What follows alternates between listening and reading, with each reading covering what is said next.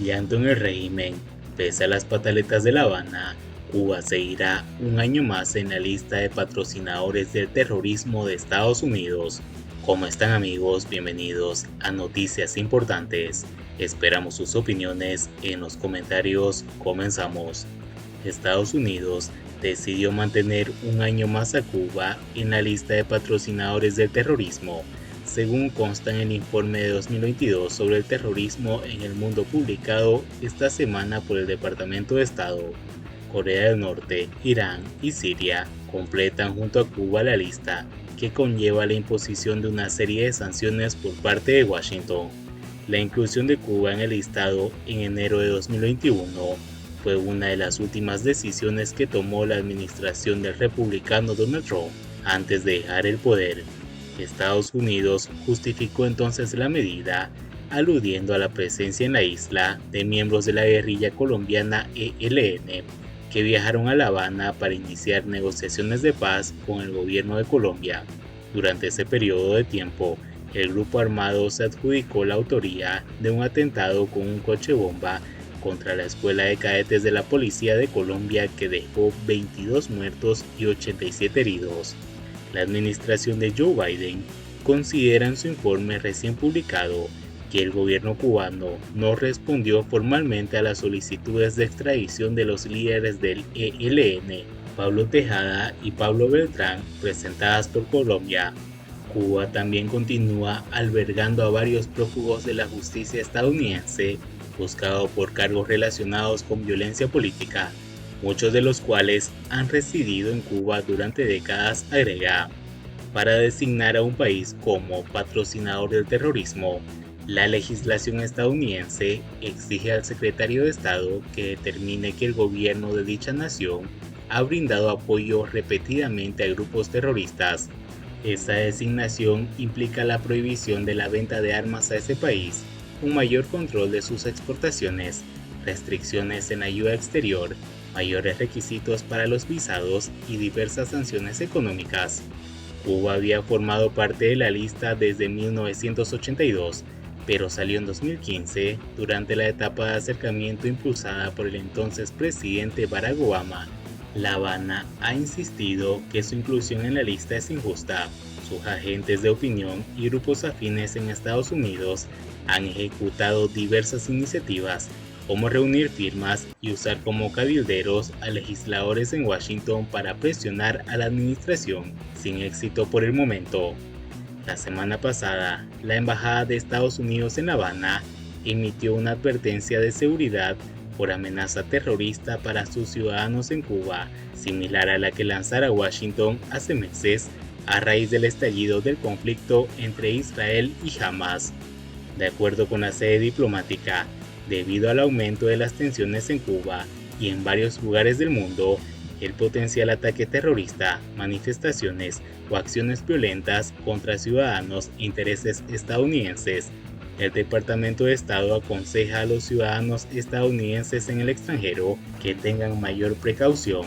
En sus redes sociales, la embajada recomendó a los estadounidenses mantenerse alertas en lugares frecuentados por terroristas y comúnmente utilizados para manifestaciones, así como darse de alta en el programa de inscripción de viajeros para recibir información y alertas y facilitar su localización en caso de emergencia en el extranjero.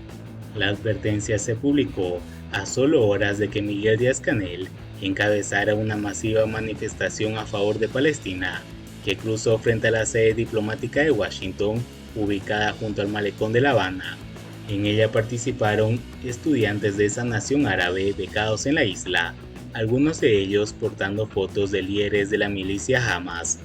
El propio gobernante cubano dejó clara su perspectiva del conflicto bélico y tras la marcha en su perfil de X, escribió: "Hoy acompañamos la marcha de los jóvenes palestinos y cubanos en Habana.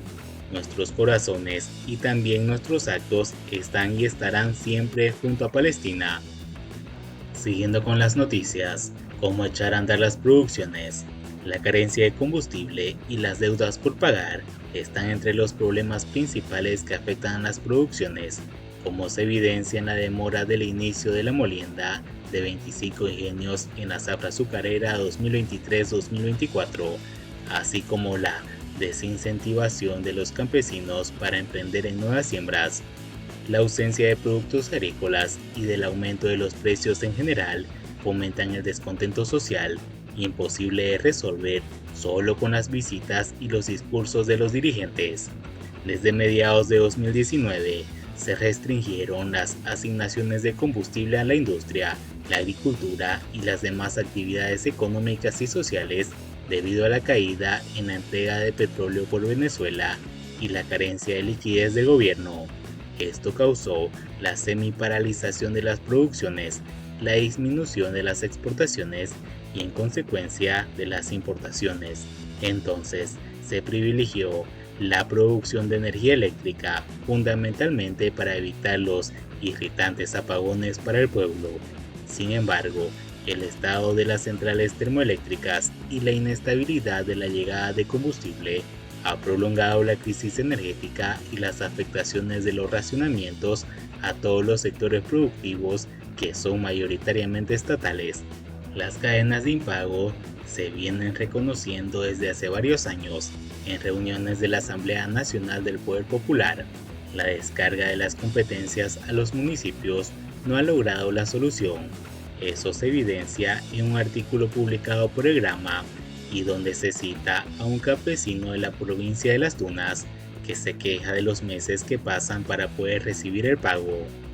Entre las empresas que no cumplen con los pagos en Las Tunas se encuentra Acopio, que aduce disponer de poco dinero como resultado de los adeudos por sus ventas disminuidas, así como Educación, y Aymara Martínez Rodríguez, jefa del Departamento de Contabilidad y Finanzas de la Dirección Provincial de Educación, manifestó que ello responde a que aquellos organismos encargados de tributar a los presupuestos locales no están cumpliendo con los ingresos y, por lo tanto, no se puede disponer de las cifras demandadas para el sector presupuestado.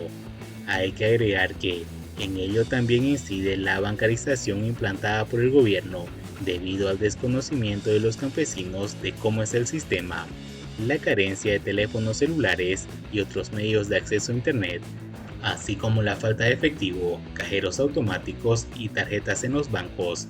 El ministro de Agricultura deberá informar sobre la ejecutoria de su organismo a los diputados de la Asamblea Nacional del Poder Popular en su sesión del 20 de diciembre. La modificación de las políticas que han erosionado el campo cubano con agudeza desde la aplicación de las 63 medidas supuestamente destinadas a incentivar la producción y la tarea de ordenamiento es indispensable. La liberación de los agricultores para determinar sus cultivos, de las formas de comercialización, las relaciones con sus clientes estatales y proveedores podría revertir el desastre existente, mientras la carencia de combustible es un problema sin solución a la vista. Y bien amigos, así vamos terminando las noticias importantes del día de hoy. Por favor, nos ayudarían mucho compartiendo las noticias y así poder informar a muchas más personas de la verdadera realidad en Cuba. Patria y vida mis hermanos, nos vemos en el siguiente informe.